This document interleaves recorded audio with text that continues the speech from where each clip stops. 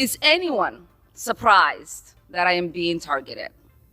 Is anyone surprised that I am somehow deemed unworthy to speak about American foreign policy? Or that they see me as a powerful voice that needs to be silenced? Frankly, it is expected, because when you push power, power pushes back. I didn't come to Congress to be silent. I came to Congress to be their voice.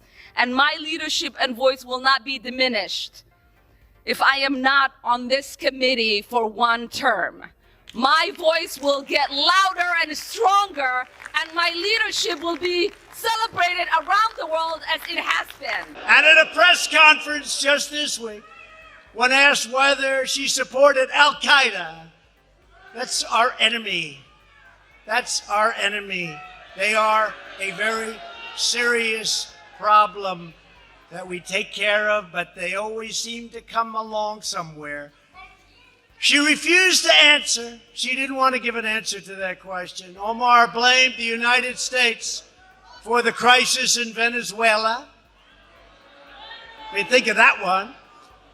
And she looks down with contempt on the hardworking Americans, saying that ignorance is pervasive. It feels like we're finally seeing a moment of real accountability in Washington, D.C.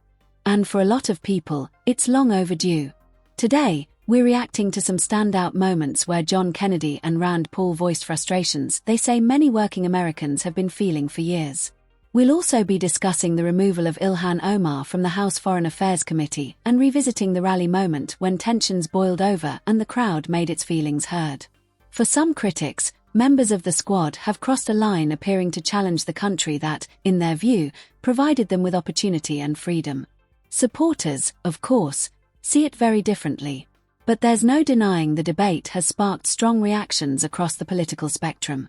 We're going to break down how Kennedy and Paul pushed back against what they call a flawed narrative and why that controversial "send her back" chant became, for some, a symbolic expression of loyalty to the American flag. They recognized that some people did something and that all of us were starting to lose access to our civil liberties. In a town where we have a lot of people who are refugees who've come, some from Somalia, some from Bosnia, I've never heard one of them say that America's a terrible place or be unappreciative of our country. Most of them are thankful. I've met people who've come here from behind the Iron Curtain that got away from communism.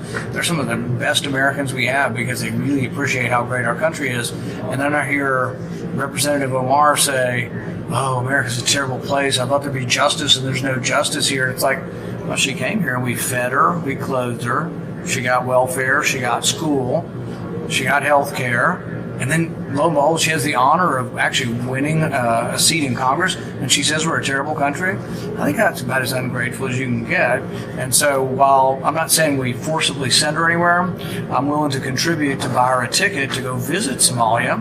And I think she could look and maybe learn a little bit about the disaster that is Somalia, that has no capitalism, has no God-given rights guaranteed in a constitution, and has about 7 different tribes that have been fighting each other for the last 40 years. And then maybe after she's visited Somalia for a while, she might come back and appreciate America more. You know, when you argue with a fool, you just prove there are two.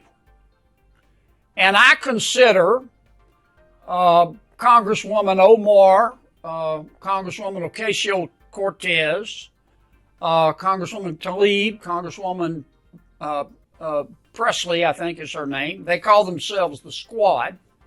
I consider them to be fools. They hate America. They think America was wicked in its origins, and it's even more wicked today. They ought to be thanking America instead of calling America evil and wicked and racist. But this is America, and they have the right to their opinion. But I don't like to see the president even dignify their point of view.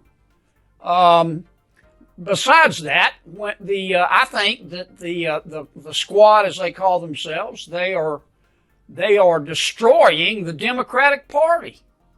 You know, when your opponent is screwing up, don't interrupt him.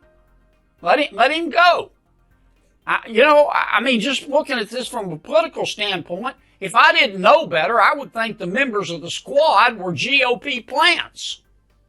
I mean, they think that illegal immigration, socialism, higher taxes, abortion are all moral goods. They think America, Israel, free enterprise are moral bads. That's not what most Americans believe.